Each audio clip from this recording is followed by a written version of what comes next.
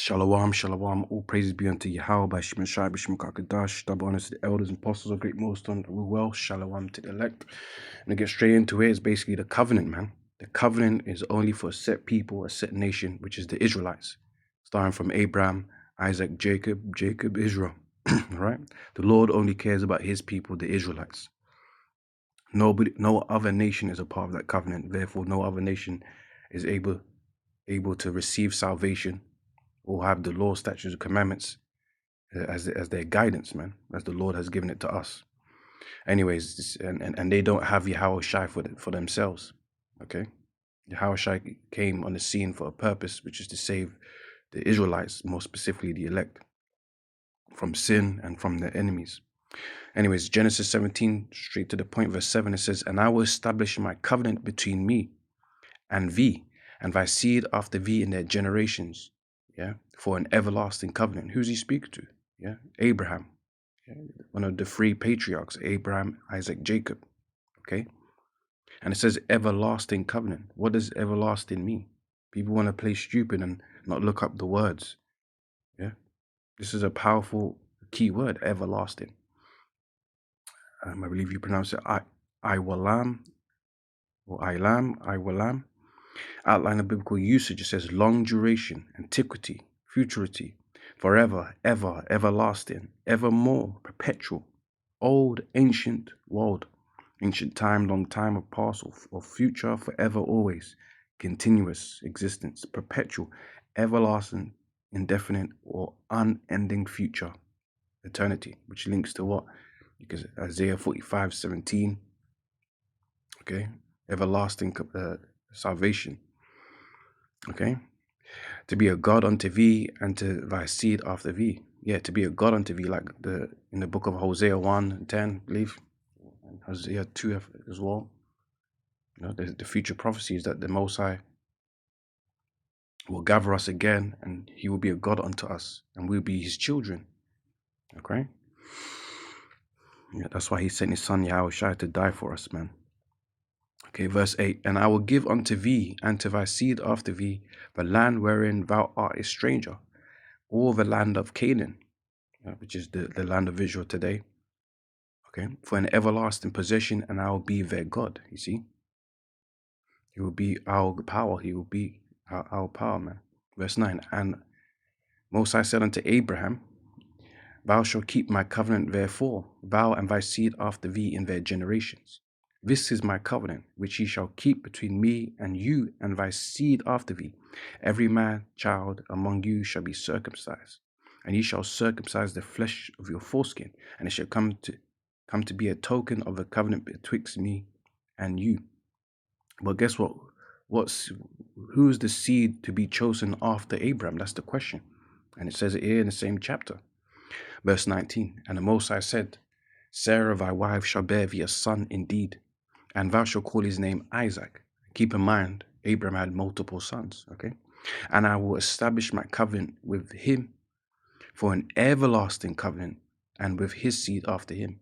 So the everlasting covenant got pushed through or passed on onto Isaac, not Ishmael or the other sons. And look, the Lord speaks about Ishmael anyway. Verse 20, "And as for Ishmael, I have heard thee. Behold, I have blessed him, and will make him fruitful, and will multiply him exceedingly. 12 princes shall he begat, and I will make him a great nation." And Ishmael is what? These Arab nations, man. Saudi Arabia, Kuwait, you know, Qatar, all these people, they're blessed, man.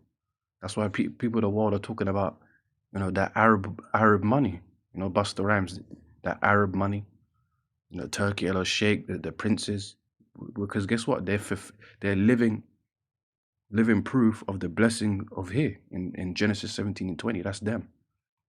That's why people are going to them countries, Arab countries, you know, because they're blessed. Yeah, they got it good. Yeah. So that's a sign of the Ishmaelites being the Arabs, and a lot of them Arabs, they know that they're descendants of Ishmael anyway. That's why they even call them, you know, they got popular names, you know, of, you know, Ishmael and stuff like that. So they're actually kind of like living their old school heritage, you can say. Like living proof. But anyways, but it doesn't mean that they promised salvation. It's just that the Lord just gave them blessings, and they're not a part of the covenant. Yeah. So Ishmael is basically is a distant relative to us. They relate to us.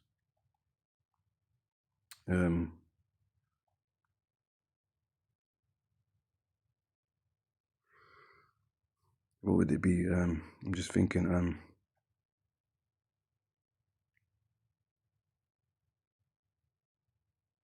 Yeah, uncle, right? Yeah, should be uncle.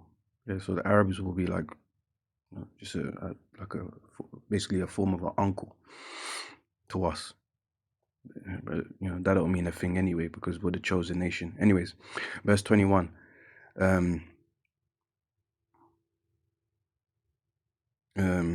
Verse 21. But my covenant will I establish with Isaac. Yeah, but my covenant will I establish with Isaac. Okay, that's our forefather. Okay, which Sarah shall bear unto thee at this set time in next year. This is 2 Kings 13. This is when we're being oppressed by the king of Syria. Verse 22, points in verse 23. But Hazael, king of Syria, oppressed Israel all the days of Jehoaz.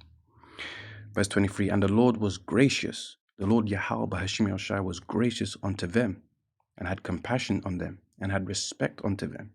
So listen to that. Grace, compassion, and respect. To who? Because of his covenant with Abraham, Isaac, and Jacob. It didn't say Abraham and Ishmael. Yeah. It didn't say Abraham, Isaac, and Esau. No. Abraham, Isaac, and Jacob. Those are the three main and only patriarchs that are chosen by the Lord Yahweh Shai, and will not destroy them, neither cast he them from his presence as yet. Okay, so the Lord is dealing with Abraham, Isaac, Jacob. This is Psalms 105, verse 5. It says, remember his marvelous works that he hath done, his wonders and his judgments of his mouth. Yeah, great, wonderful miracles. It's splitting of the Red Sea and getting us across away from the oppression of Pharaoh and the Egyptians, and them getting swallowed up. The angels of the Lord, the chariots, guiding us through. Okay? The walls of Jericho. The Maccabees, all of that. Oh, ye seed of Abraham, his servant. Like, see, Abraham again. Ye children of Jacob, his chosen. So Jacob, which is Israel, is the chosen people from the Lord. He is the Lord Yahweh Bahashim our God. His judgments are in all the earth. He have remembered his covenant forever. So he will never forget this covenant. He will never forget this pact, this agreement. Yeah, the word which he commanded to 1,000 generations. What does that mean, 1,000 generations? That's metaphoric for forever, never ending, everlasting. Which covenant he made with Abraham and his oath unto Isaac, and confirmed the same unto Jacob for a law, and to Israel for an everlasting covenant. You see, saying unto thee will I give the land of Canaan, the lot of your inheritance. Is that not mentioned in Genesis 17? Everything's the same. When they were but a few men in number, yea, very few and strangers in it. When they went from one nation to another, from one kingdom to another people, he suffered no man to do them wrong. Yea, he reproved kings for their sakes. Yeah. Yeah, look what he done to Pharaoh. He reproved a king for their sakes. Any king or any empire that was crushing us, oppressing us, he judged. Okay? Showing you that he loves us above all nations. Saying, touch not mine anointed. Anointed means what? Chosen, selected. And do my prophets no harm. Okay? So it's that simple, man. Yeah, and this covenant is forever.